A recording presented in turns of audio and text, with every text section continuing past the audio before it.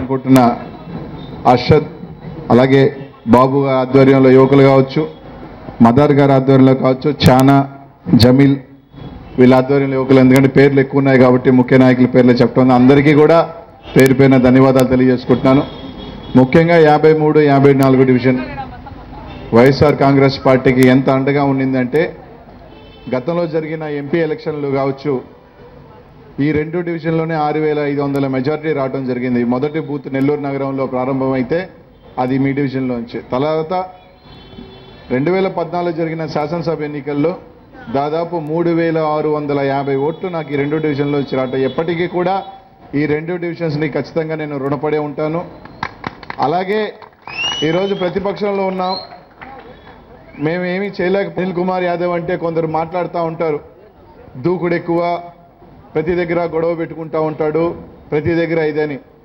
ఈరోజు నేను ఏ రోజైనా కానీ గొడవ పెట్టుకున్నాను అంటే అది వైఎస్ఆర్ కాంగ్రెస్ పార్టీకి అండగా నిలిచిన కార్యకర్తల కోసం కానీ, లేకపోతే ఈరోజు మనకు ఓట్లేసిన ప్రజల కోసం గొడవలు పెట్టుకున్నానే కానీ నాకు వాటా రాలేదని, లేకపోతే నాకు కాంట్రాక్టులు రాలేదని, నాకెవరూ డబ్బులు ఇవ్వలేదని నేను ఏ రోజు గొడవలు పెట్టుకోలేదు.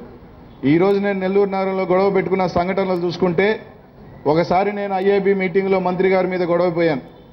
ఆ రోజు నేను వెళ్ళి గొడవకి వెళ్ళిన కారణం, నెల్లూరు నగరంలో ఉన్న కాలువగట్ల మీద ఉన్న 5000 ఇల్లు నిర్దాక్షిణ్యంగా కూల్చేస్తాను అంటే, నువ్వు కూల్చేదానికి లేదు, నీ కాలేజ్ కింద నా కాలువని తీసే వాళ్ళ ఇంటి మీదకి రావాలని చెప్పి ఆ రోజు అక్కడ గొడవ పెట్టుకున్నానే తప్ప నా కోసం అంటూ నేను గొడవ పెట్టుకుంది లేదు. ఇంకొక రోజు నేను ఇంకో సభలో గొడవ పెట్టుకున్నాను అంటే, ఆ రోజు వేదికలో ఏ రోజైతే రాజశేఖర రెడ్డి గారి మీద గెలిచి రాజశేఖర రెడ్డి వాళ్ళు నాకు గెలవలేదు, నాకు ఇక్కడ ప్రజలు ఓట్లేదంటే రాజీనామా చేసి గెలువు అని చెప్పడం జరిగింది. ఈ విధంగా నేను ఎప్పుడు గొడవ పెట్టుకున్నా, ఎక్కడ గట్టిగా మాట్లాడినా అది ఇళ్ల స్థలాల కోసమా, లేకపోతే పెన్షన్ల కోసమా, లేకపోతే నా నియోజకవర్గంలో అభివృద్ధి కోసమా, లేకపోతే నా ప్రాంతంలో పనులు ఇట్లేదు అని చెప్పి దీక్ష చేసిన దానికోసం గొడవ పెట్టుకున్నానే కానీ నాకు ఏదో పనులు జరగట్లేదనో, ఒకరి మీద అలగటం, లేకపోతే నాకు కమిషన్లు రాలేదనో, లేకపోతే నాకు ఏదైనా వాటా రాలేదనో నేను ఎప్పుడు ఇప్పుడు దాకా గొడవ పెట్టుకున్న దాఖలాలు లేవు. వైఎస్ఆర్ కాంగ్రెస్ పార్టీ నమ్మి వచ్చిన కార్యకర్తలు మేము అండగా ఉంటామని చెప్పి నా కోసం వచ్చిన కార్యకర్త కోసం ఎంత దూరమైనా గొడవ పెట్టుకుంటా, ఎవరితో అయినా గొడవ పెట్టుకుంటా, దాంట్లో ఎటువంటి ఆలోచన లేదు. అది ఎవరు ఏమనుకున్నా నాకు అభ్యంతరం, ఎందుకంటే మమ్మల్ని నమ్మి వచ్చినప్పుడు వాళ్ళ కోసం అండగా నిలబడాల్సిన బాధ్యత నా మీద ఎంతో ఉంది కాబట్టి. అలాగే ఈరోజు ఏదైతే రాజశేఖర రెడ్డి గారి, జగన్మోహన్ రెడ్డి గారిని చూసి ఈరోజు మమ్మల్ని అందరినీ కూడా మీరందరూ కూడా అంతగా దీవిస్తున్నారో, మీ అందరిగా ఏదైతే మాకు అవకాశం ఇచ్చి మాకు ఇక్కడికి పంపించాడో జగన్మోహన్ రెడ్డి గారికి అండగా నిలబడాల్సిన బాధ్యత మా మీద ఎంతో ఉంది.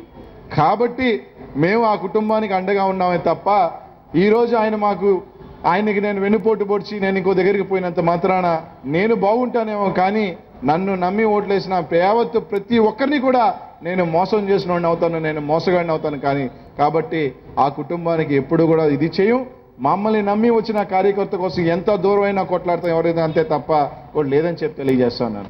అలాగే 53, 54 డివిజన్లు నిజంగా చెప్పాలంటే 54 డివిజన్స్లో పేదరికం, మధ్యతరగతి ఎక్కువ ఉన్నది ఈ 2 డివిజన్స్లోనే. కాబట్టి తప్పకుండా మా వంతు ఎంత చేయాలో అంత ఖచ్చితంగా పోరాటం చేస్తూనే ఉంటాం. ఖచ్చితంగా ఇంకొక సంవత్సరం, 1.5 సంవత్సరంలో మనకి మంచి రోజులు వస్తాయి. తప్పకుండా ఇక్కడికి మహర్దశ వస్తుందని చెప్పి, ఎందుకంటే కష్టాలు ఎలకాలం ఉండవు, ఖచ్చితంగా మనకి మంచి రోజులు వస్తాయి. రఘుబాయి గారు కూడా వేదిక మీద రావాల్సిందిగా కోరుతా ఉన్నాను. ప్రసాద్ కూడా, విజయ్, అందరికీ కూడా తెలియజేస్తున్నా. ఈరోజు పార్టీలో చేరుతున్న ప్రతి సోదరునికి కూడా ధన్యవాదాలు తెలియజేసుకుంటున్నా. ఖచ్చితంగా వైఎస్ఆర్ కాంగ్రెస్ పార్టీ మమ్మల్ని నమ్మి మీరు వచ్చిన ప్రతి ఒక్కరికి కూడా అండదండలుగా ఉంటామని చెప్పి తెలియజేసుకుంటూ, ఇంకో విషయం 53, 54లో ఎక్కువ 53లో ఉన్నారు. రైల్వే స్థలాల్లో తీసేస్తారనే ఒక భయం ఈ ప్రాంత ప్రజల్లో ఉంది. మీ అందరికీ మాటిస్తున్నా, మీ వేదిక మీద నుంచి మాటిస్తున్నా, మిమ్మల్ని మీకు అతి దగ్గరలో ఇల్లు స్థలం చూపించి ఇల్లు కట్టించే దాకా మీ ఒక్క ఇటికి కూడా కదపనీయకుండా నేను ముందుండి అడ్డుంటానని చెప్పి మీ అందరికీ మాటిస్తున్నా.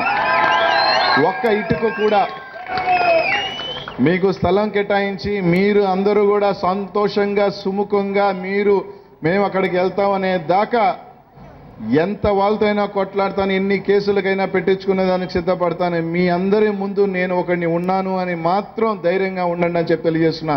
మీరందరూ నాకు ఓట్లేసి గెలిపించి ఈరోజు నన్ను శాసనసభ్యుడిని చేశారు. మీ అందరి ఓట్ల వల్ల ఈరోజు నేను శాసనసభ్యుడిని అయ్యా. మీ అందరి కష్టం వల్ల ఈరోజు నేను ఎక్కడికి పోయినా నాకు గౌరవం ఉంది. అట్లాంటిది మీ ఒకరికి బాధ, మీ ఏదైతే మీ ఇంటిని కూల్చేసి మిమ్మల్ని రోడ్లు పడేస్తానంటే ఒప్పుకునే ప్రసక్తే లేదు. అది మంత్రి అయినా ముఖ్యమంత్రి అయినా ఎవరికైనా సరే అడ్డు వెళ్తాను, ఎంత దూరమైనా పోరాటం చేస్తాను. అధికారానికి కేసులకి భయపడే వ్యక్తి కాదు. తప్పకుండా మీరు న్యాయంగా, మేము సంతోషంగా ఏదైతే మాకు ఇల్లు స్థలం ఇల్లు కట్టించి మేము వెళ్ళేదానికి సిద్ధంగా ఉన్నాను అంతవరకు మీకు కొట్లాడి మీకు న్యాయం చేసేదాకా ఖచ్చితంగా పోరాటం చేసి తీరుతానని చెప్పి తెలియజేస్తున్నా. ఈ రోజు కూడా వచ్చిన ఇల్లు తీసేస్తామని చెప్పినా కూడా మీరు ఎవ్వరూ భయపడవద్దు.